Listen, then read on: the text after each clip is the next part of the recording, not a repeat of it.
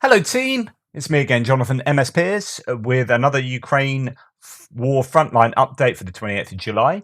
I might as well say, because someone just mentioned it the other day, MS in my name. I have multiple sclerosis, but I'm Jonathan MS Pearce because that's my name.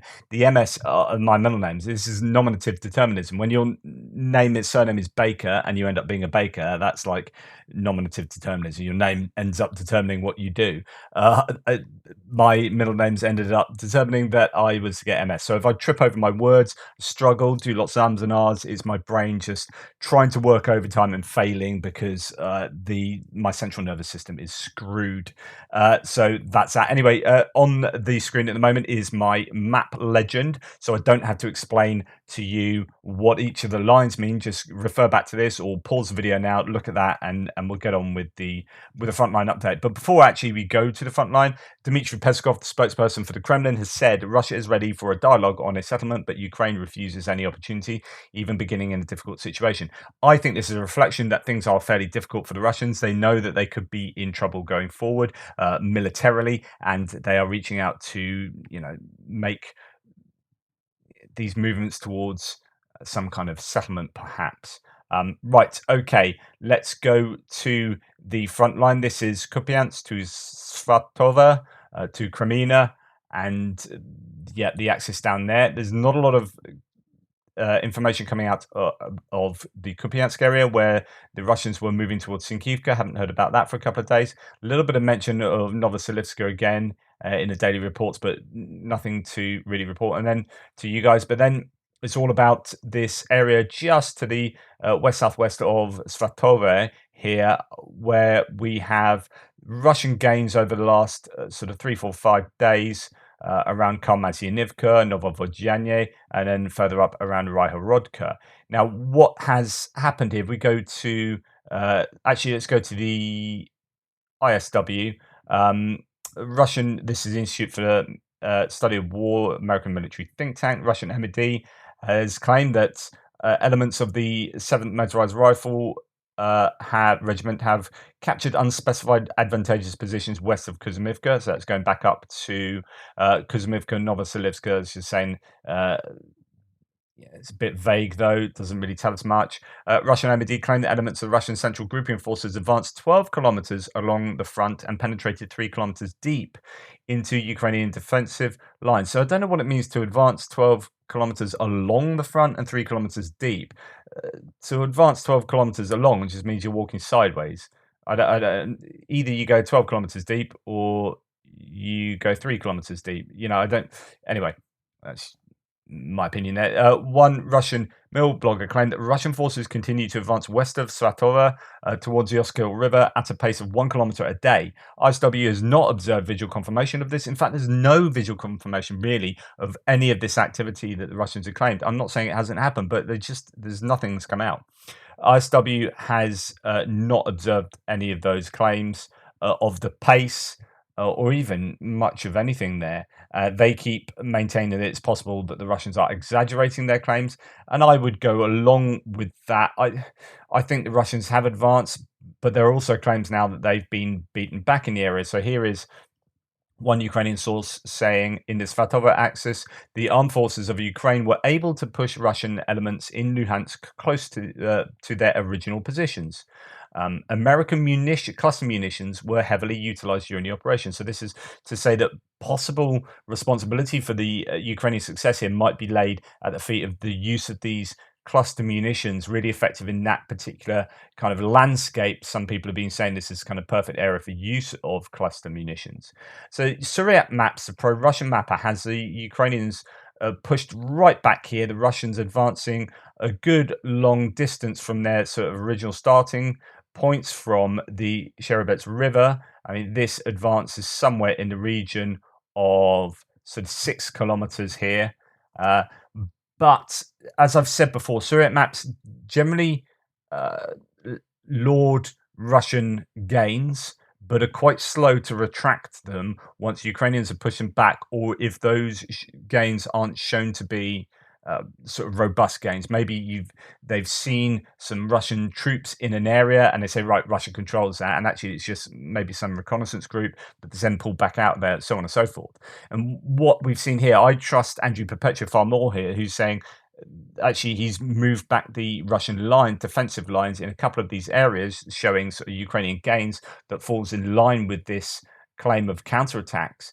And that's here the Syriac maps has not been as quick to show the Russians being pushed back. So, I think Andrew Perpetua is really quite objective, actually. What he doesn't do is maybe have as many sources kind of on the ground for Russians as someone like Syriac Maps might, or use some of the Russian sources. He has a lot of sources in the Ukrainian army, but he pulls over a lot of shelling, satellite imagery involving shelling, and gets his a lot of his conclusions from there, and geolocating video evidence too. So, but he's not afraid to just change lines whenever he thinks, aside, the Russians or the Ukrainians have moved here or there. He's not biased in that respect, as far as I can work out. So, I certainly in this area, I would trust his claims over Syriac Map. So I think the Russians probably have been pushed back a little bit. Anyway, that's just my synopsis of those mappers. Russian forces continue offensive operations west of Kreminna and made claimed gains on July the 27th yesterday. Ukrainian General Staff reported Russian forces unsuccessfully attacked in the area south of Dobrova. Russian mill bloggers claim that Russian troops also continue fighting in the Serebyansky forest southwest of Kreminna and broke through Ukrainian defensive lines in an unspecified part of the forest. Well, actually, Syriac Maps claims that the Russians have made some gains in this specified area south of Kupiansk and Dobrova. And they continue making advances south of there as a result of the battle positions with the Ukrainian army in this axis. Their positions have changed. So that is, a gain for the Russians south of Dobrova and Kupiansk. And that could then, I suppose, give some evidence for, although it's not direct evidence, for those Russian gains that the MOD are claiming. I don't know whether it's just towing the MOD party line there, or whether there are other sources for Syriac's claims. Right. Then we move down to Bakhmut, where there's been quite a bit of activity to the south again. We're still not hearing about this northern sector, the Rozdalivka area. Not heard much about Zalizhnyansky, although I think it does appear in the Bakhmut sort of rundown here. We see what ISW says. Geolocated footage published on July the 26th indicates Ukrainian forces have made marginal advances north of Klishchivka. We'll come to that. Ukrainian General Staff report that Ukrainian forces continued offensive operations north and south of Bakhmut in the areas of Zalizhnyansky, so that's mentioned there, Bakhivka, Pivichne, Andriivka, Klishchivka. Russian sources claim that Russian forces completely control Klishchivka as of yesterday morning, and that Ukrainian forces failed to hold positions in the settlement. Some Russian mill bloggers claim that Ukrainian forces maintain a presence in the southern part of Klishchivka and continue attempts to liberate the settlement. ISW has observed recent geolocated footage indicating Ukrainian forces have recently made tactically significant gains south of Klishchivka and maintain a presence in the southwestern part of the settlement. Okay, so lots to talk about there. That there is activity going on to the north in Zalizhnyansky area, just by the main supply route coming in from Privilya, past Orikova Vasilivka. So that there is activity there, activity in Bakhivka as well, and in Pavichne area, which is, goodness me, I can't quite remember. Anyway, we'll move on past that one, and we go down to the south where there are varying claims. Okay, you can see it's a bit of a mess down here in terms of lines and pins. So the white line, remember, is where the counteroffensive was at the beginning. Before the counteroffensive, so the Russian defensive lines, they've moved this far in sort of 8 weeks. We have Syriac Maps claiming that the Russians have gained ground in Klishchivka. So they are saying the Russian army launched a series of counterattacks and managed to expel the Ukrainian army from Klishchiivka. That's going along with what the Russian MOD are saying. Nevertheless, situation is still difficult for Russians as Ukrainians continue to control over the adjacent hills. Interestingly, deep state map in the yellow line shows a daily change to the Russian defensive lines retaking a little bit of Klishchiivka there as well. So there is some gains for. I should have put a pin there. It should be a DS Russian. Oh yeah, there it is. There's a pin there. The slightly different color. So this is Suryat Maps gains, and then actually a deep state map showing some Russian gains. Andrew Perpetua doesn't, and actually shows big gains for the Ukrainians going to the east. So the mappers are just saying different things. I would be really surprised if the Ukrainians have been fully pushed out of Klishchiivka. We have certain bits of footage coming out. So here are the Akhmat TikTok. There was a really quite evocative video of them with an RPG, some with an RPG, some with a heavy machine gun, almost back to back, firing in different directions, and some guys in the trench, or not even in trenches, sort of on the ground, just shouting and stuff. And I think it's this same guys moving back injured, and you can see this guy with bandages on his shoulder there, with a wound to his shoulder. They are moving back out of the area south of Bakhmut, and we'll just see where that is geolocated to. So I don't know where they were originally fighting, but that's them, pulling back from Andriivka, so moving out of Andriivka, which would suggest that Andriivka really is under pressure. That, as Andrew Perpetua is saying here, most of it, the Russians have been pushed back to the very outskirts of there, and it's possibly even lost. There's talks about it being liberated yesterday.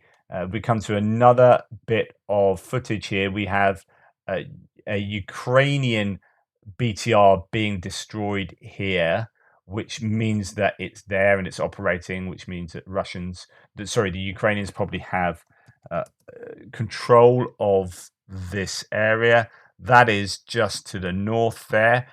That kind of fits in line with Andrew Perpetua's map. Probably not with Suryat maps, unless that BTR is driving into the Russian lines to attack. It doesn't really look like it. So I'd suggest that actually the Russians have been pushed back from where Suryat maps has them there. And there's one more bit of footage to show, which is this one, footnote 49, talking about geolocated footage indicating Ukrainian forces have recently made tactically significant gains in the south of Klishchiivka. Now, I showed you that yesterday, and that's referring to footage from the 25th of Ukrainians being shelled in Klishchiivka in this area. I don't think it's worth showing that again, but the question is whether they've been pushed back out of there. So I would imagine Andrew Perpetua's conclusions are going to be based on the Russians shelling these areas here, as to or shelling areas in here, so pushing the Russians back and having this as grey zone. So I think that it just leaves me kind of more basis, I think, to trust Andrew Perpetua's mapping here than Suryat Mats. Suryat Mats may well be just going along with Russian MOD claims here in this instance, but I don't know, because also Deep State Maps has shown a pushback for the Ukrainians, although not as far as Suryat Maps has shown. So it possibly is some ebb and flow taking place. I think the Ukrainians did move into Klishchiivka, but I also can imagine that Russia are throwing everything, including the kitchen sink, at the defense here, and we know that they've thrown a lot of reinforcements into the area. So I could imagine them really trying to hold on to Klishchiivka, because if Klishchiivka goes, then it's next stop Opitny, and really a serious operational encirclement potentially of Bakhmut, and this line of defense of this highway being interdicted. As well as being a ground line of communication, it's also, I think, where they've got a defensive line set up, and they fire a lot of their artillery from around there, or mortars and whatnot. So with Andriivka and Klishchiivka falling to the Ukrainians or being liberated, then actually it puts the Russians under quite a bit of pressure going back. Then as we move down to Andriivka, again, Andrew Perpetua has gains for the Ukrainians in Andriivka itself. And then Deep State Map has some gains here as well for the Ukrainians going towards Kurdyamivka, and so a bit of advantage gained by the Ukrainians in that area. So they are pushing towards Kurdyamivka, fighting on the outskirts still. These things take time because it's easy to think, oh, they're attacking there, they'll take that within a day. But somewhere like Andriivka, as small as it may appear, just 4 or 5 roads and houses, that can take 2 3 days if they're in the basements, if you can't dislodge them, if you can't flatten the place with artillery. It's so many variables going on. If the Russians are also hammering your own troops as they're attacking with artillery, then these things take time. It's not, war takes as long as war takes, or something like that. Anyway, as we move on from Bakhmut, heavy fighting there still. I think success for the Ukrainians continues in the south, but it will be somewhat stuttering at times, as in the Russians will be putting up counterattacks that will throw the Ukrainians back. It's kind of 2 steps forward, 1 step back, 2 steps forward, 1 step back, perhaps, in some of these areas. Right, we come down to Avdiivka. There's nothing really to report, or there's lots of activity taking place, but there's no territorial exchange around the north, as we have seen previously, and around Vodyanyo and Opitny area. And there is fierce fighting apparently in Pervomaisky. I will come to Novelsky in a second. So, right, what does the ISW have to say? Ukrainian Deputy Defense Minister Hanna Maliar stated 2 days ago that Russian forces continue attempts to encircle Avdiivka and that fighting in the area is as intense as combat engagements in Bakhmut. So although there's not a lot of movement, it is really intense still. The Russian mill blogger claimed elements of DNR International Brigade can now fully interdict remaining Ukrainian ground lines of communication in the Adiivka area. So the claim is, and we've heard this variously before, that the Russians can suddenly interdict all of the ground lines of communication, all of these main supply routes into Adiivka, whereas they couldn't before. Somehow they can now, even though nothing's really changed in the area.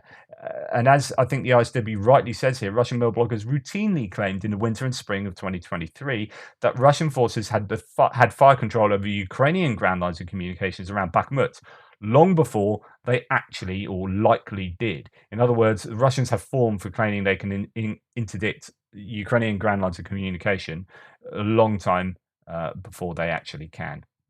And that's probably the same case here in Avdiivka. Right, Novelska and Pervomaisky, there's fierce fighting going on. I think the Ukrainians are trying to push in these areas. There's some footage coming out of, I've seen one bit of footage of someone with a heavy machine gun on the top of probably a Humvee or something. It's difficult to work out what's actually being driven, but spraying Russian positions, I presume, and attacking somewhere. The footage doesn't show much other than lots of machine gun firing. It's sort of, I think the mobile phone's attached to it's just probably sticking out of the pocket here and filming from there.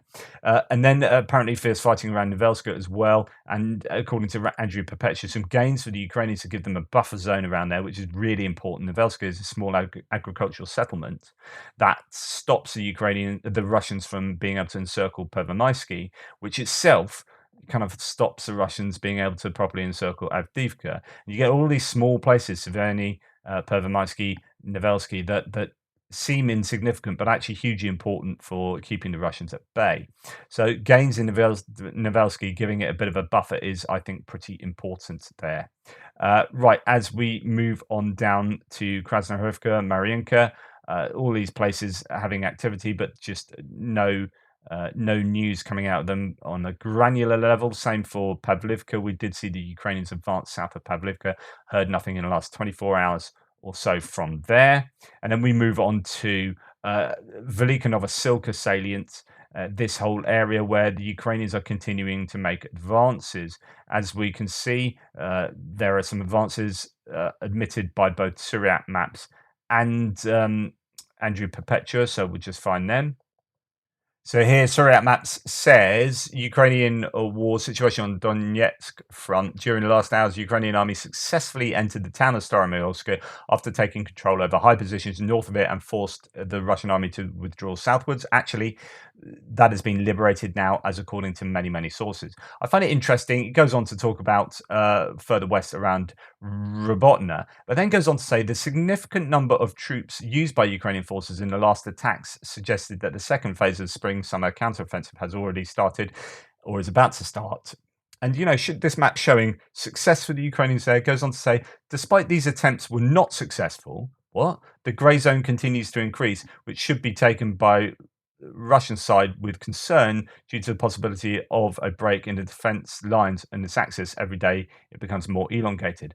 It's not just the grey zone, it's literally Ukrainian control as according to your own map that you've just posted. So quite know what's going on there. But anyway, if we go back to Staromilsky, there are various claims. Here's someone quoting a Russian mill blogger who says that the Russian General Staff headquarters have given orders, an unspoken order from the General of the Russian Armed Forces General Staff to withdraw troops from the areas of Robotna, Staromilsky, and Uruzhaine, although there's a strong defense and the enemy is advancing very hard. So yeah, there are arguably orders. I'm not quite sure what an unspoken order is, to a written order to move back from those areas. I don't know that they're actually doing that, whether they're fighting for every meter or doing a fighting. It could be a fighting withdrawal. That could have been what took place in Staromilsky.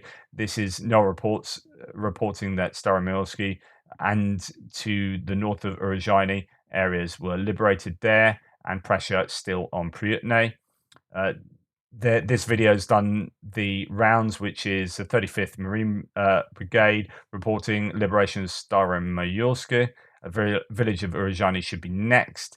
Then War Monitor claiming that the Ukrainians hit the retreating forces as they left Staromayorsk, hit a BMP and forces with artillery, and that the town has since been liberated. In fact, there's now a video coming through here. I won't show it to you just in case I get restricted, but Ukrainian warriors from the 7th Battalion Array inspecting the battlefield in a recently liberated village of Staromilsky. So walking around it, it's just the destruction of the village, and actually what these guys say as they walk through it, blown up cars and everything, is, I mean, lots of expletives, but just like they're talking about Russian liberation, sort of thing I always say, which is like, is this what liberation looks like? You come to the country, this is your liberation.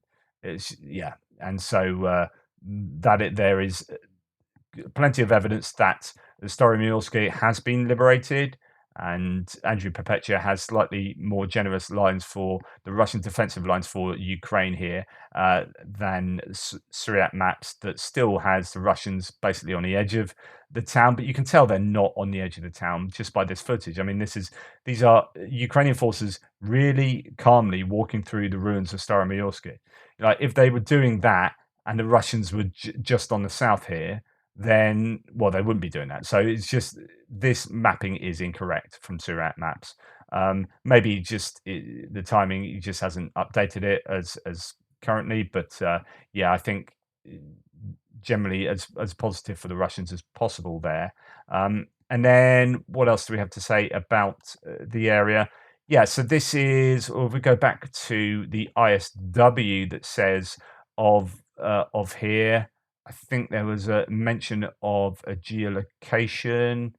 Is that no, that's Robotna.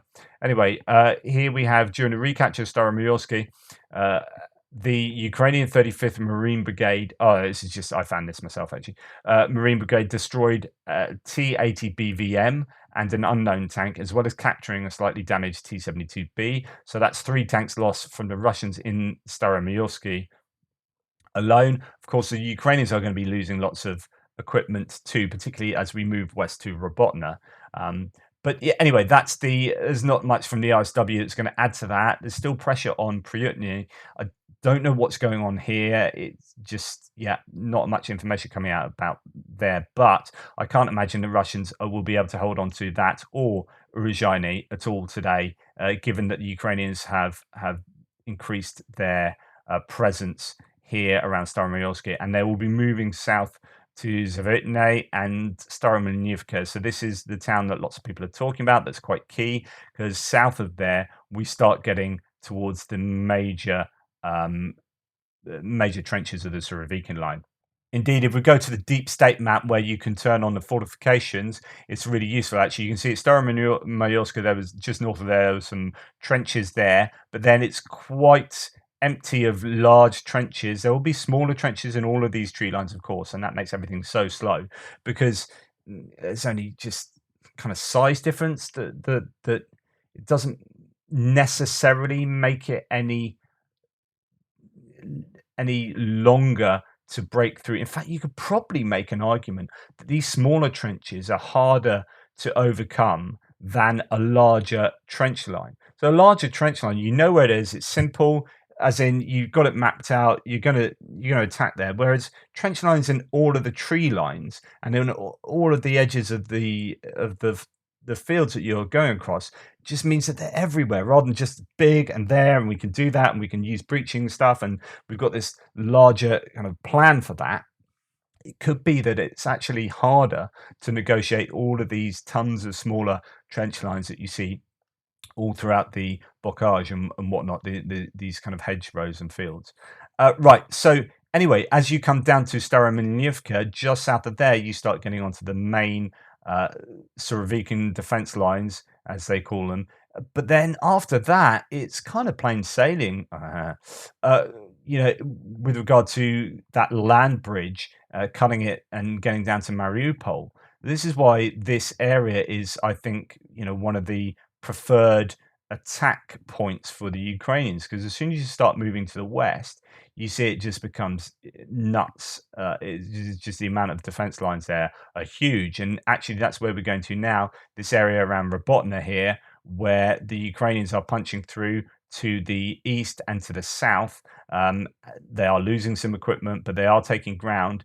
But it's once you get past these major defenses, you've got a second line, a third line, possibly fourth line in places, and yeah, it's just really difficult. Anyway, we're now getting onto the Zaporizhia front line, so that is Donetsk going on to Zaporizhia and the Velika Novosilka area, um, done there. So there will be lots of news, I'm sure, coming out of there for some time. That's an errant pin. I don't know what that's doing there.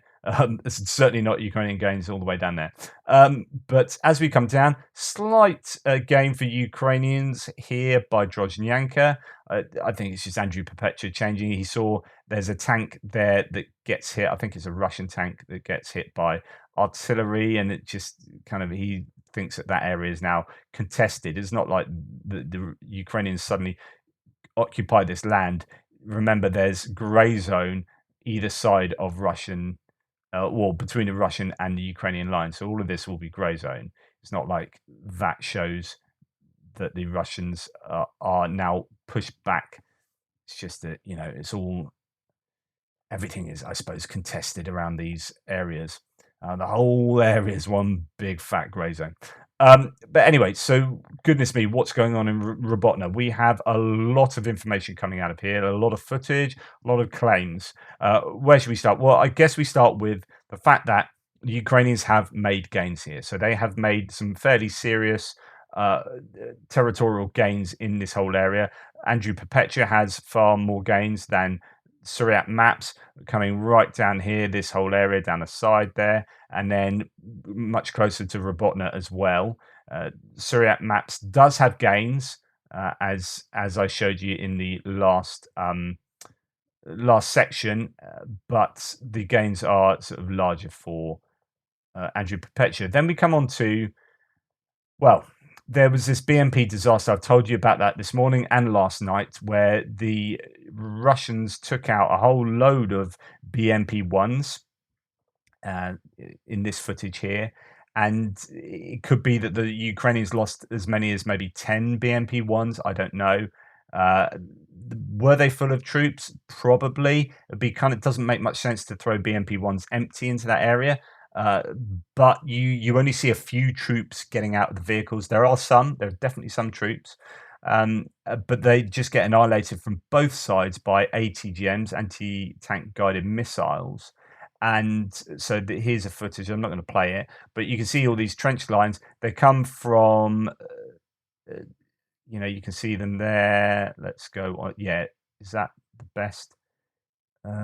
View. There, that's the one. So they're coming down here.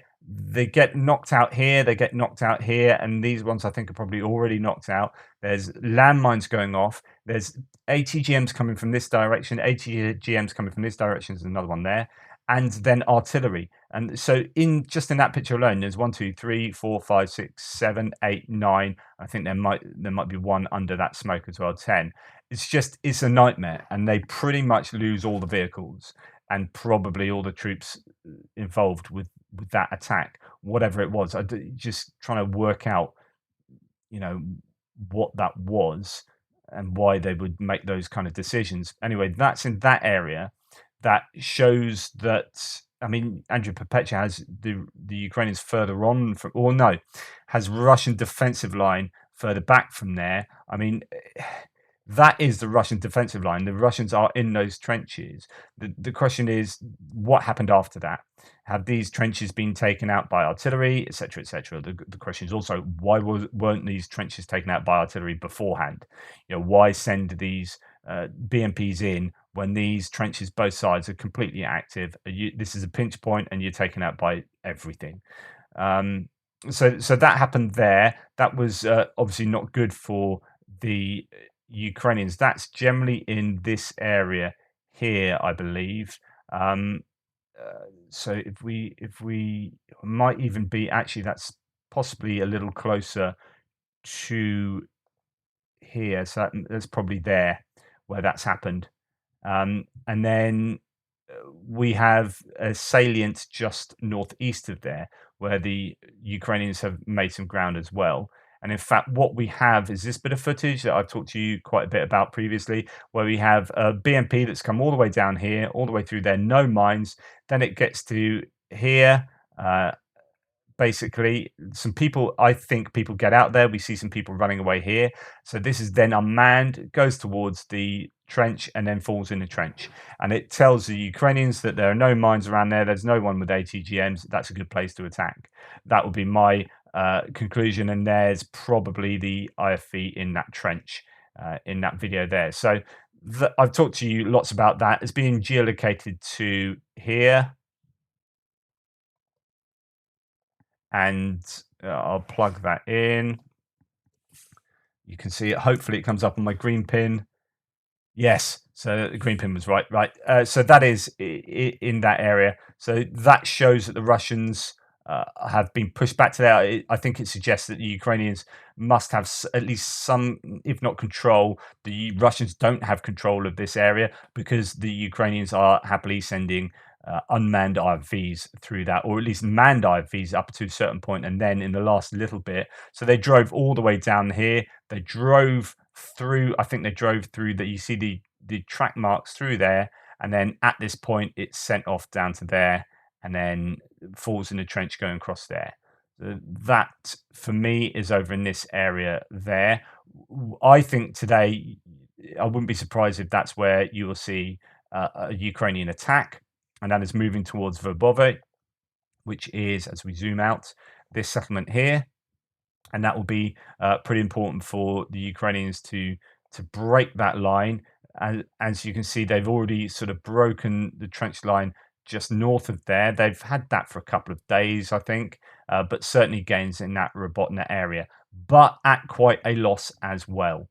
As you can see from that kind of footage. Now, there's an explosion around where that IFE was sent into the trench. I don't know if it definitely was that or some other explosion, but someone might have blown up, or it might have been blown up by IEDs inside the vehicle, that IFV, or something else has been hit in the area. So Global War Monitor says 3.9 square kilometers have been added to the liberated status in the Robotna area. The Ukrainians are making some ground there, but the question is how expensively, and where will they go today? Given, I mean, it just seems really bizarre that they would choose here, like the most difficult place to get through, as one of their main vectors of attack. I don't understand. I mean, there must be rationale for it. Obviously, they know way more than I ever will. But it just seems a really densely entrenched area, and then yeah. So we'll see. Right, let's move on now to Piatikaki and the west. So as you can see, there's not a lot of movement there on the maps. However, other sources are claiming there is success for the Ukrainians just to the west of Zerebianki. See, did I have anything about Robotna? Actually, I probably should have said this. Russian MD, some prominent Russian mill bloggers claiming that Ukrainian forces of up to 3 battalion tactical groups conducted unsuccessful offensive operations near Robotna overnight on the 26th and 27th. Didn't attack further in the morning. Other Russian mill bloggers claim that Ukrainian forces continued multiple wave of ground attacks overnight on July 26th and during the day on the 27th, sustaining heavy equipment and personnel losses. Some mill bloggers claim that Ukrainian forces advanced towards Robotna, while others claim that Russian forces repelled all the attacks. So you got the whole range, as there is every day, of what the Russians are claiming happened. One Russian mill blogger claimed that Ukrainian forces advanced to within 800 and 1,000 meters of Robotna overnight before the Russian forces stopped their advance. And Russian mill bloggers have also claimed that Ukrainian forces attacked Serebianki. So, uh, yeah, the variety of claims going on there.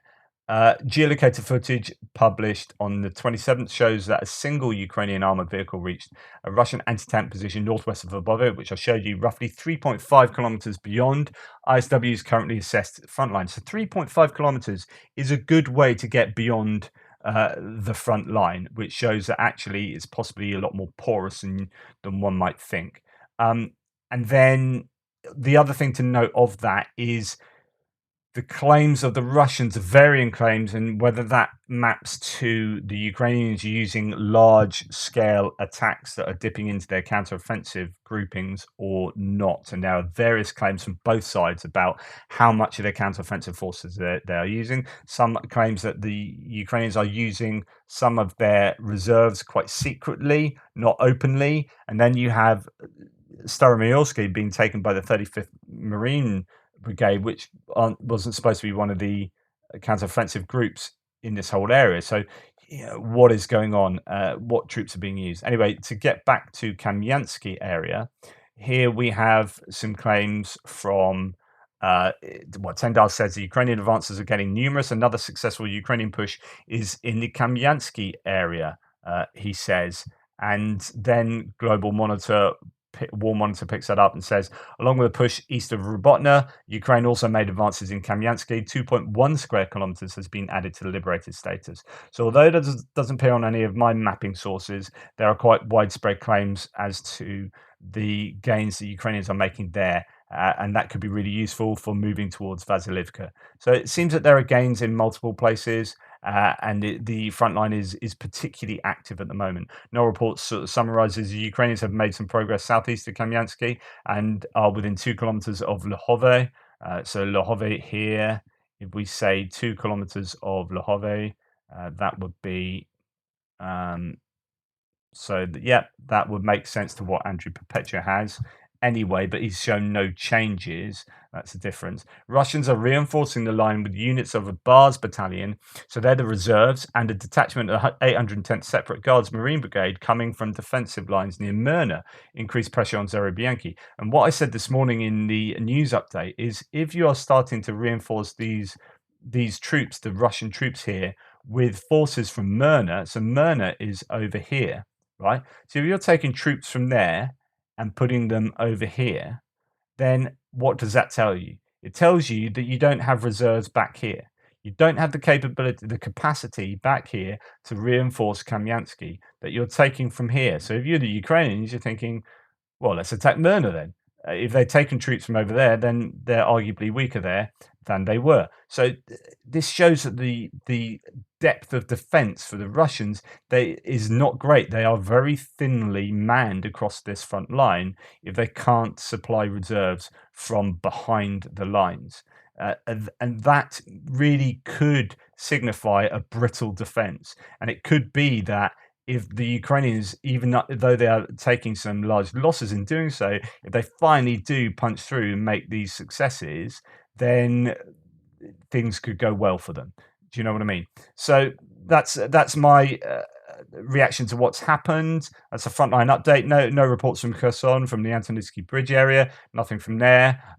There is talk, I said yes, about the Arabat Spit being prohibited for Russian general public to use.